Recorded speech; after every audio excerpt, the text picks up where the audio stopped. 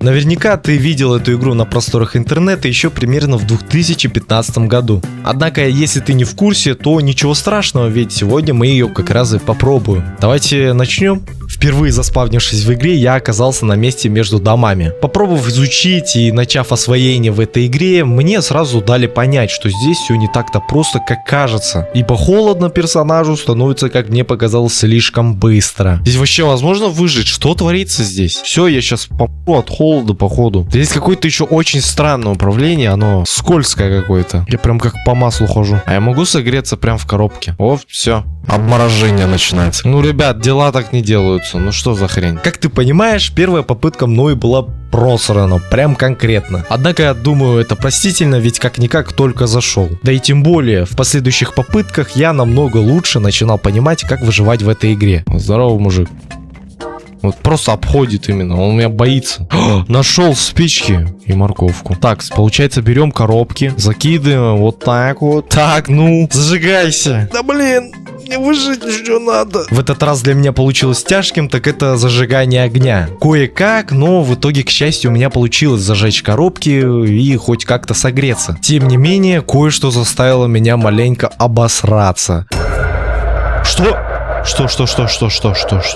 Мне что-то стрёмно. Это хоррор какой-то. Честно говоря, в тот момент мои булки и правда максимально сжались. Как итог второй попытки, я откинулся ночью в кромешной тьме из-за того, что мне не удалось найти коробки. В отчаянии я даже пытался поджечь скамейку, но успехом это не увенчалось. Третья моя попытка уже началась с активного поиска коробок и еды. На мои глаза также попался парк, что меня, честно говоря, удивило. Там же я сразу нашел коробки, но не нашел спички. И вот только сейчас осознаю, каким я был дебилом, потому что спички вообще выдаются еще в начале игры. А в тот момент я даже не удосужился просто нажать двойку на клавиатуре. Однако, к моему удивлению, в парке я нашел спички. Ну, точнее, дополнительные спички. Также еще большие коробки и консервы. Вот тут-то всерьез повезло мне, нормально так. Когда коробки уже сгорели и все консервы кончились, мне пришлось уйти от этого места для поиска еще тепла. Так как здесь на всю ночь такого, оказывается, не хватает. И да, в этой игре так и происходит выживание. Ищешь как можно больше еды, коробок и спичек, которые так быстро заканчиваются. Разнообразием, конечно, здесь не пахнет. Тем не менее, атмосфера в этой игре просто чудесна в каком-то плане, так как кайфово бродить по городу зимой все-таки. Здесь, кстати, кроме парка также имеются еще разные виды построек. Вот, допустим, пока я искал коробки, уже встретил еще одно место в виде вокзала. Что это за пирамида? Она меня пугает.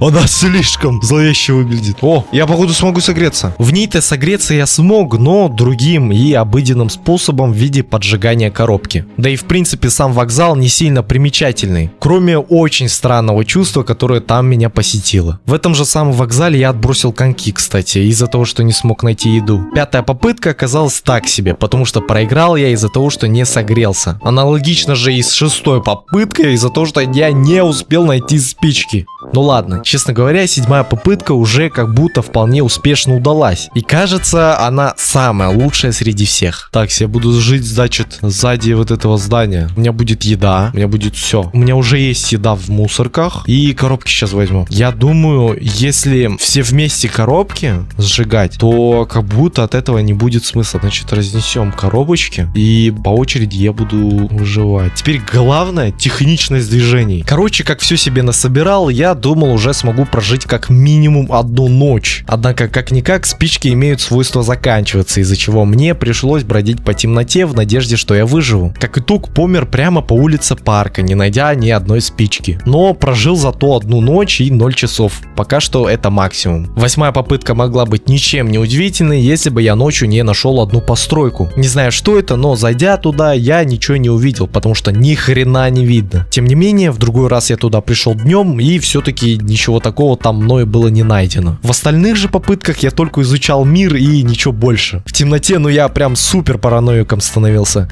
Либо где-то что-то мерещилось, либо я увидел черного снеговика и испугался.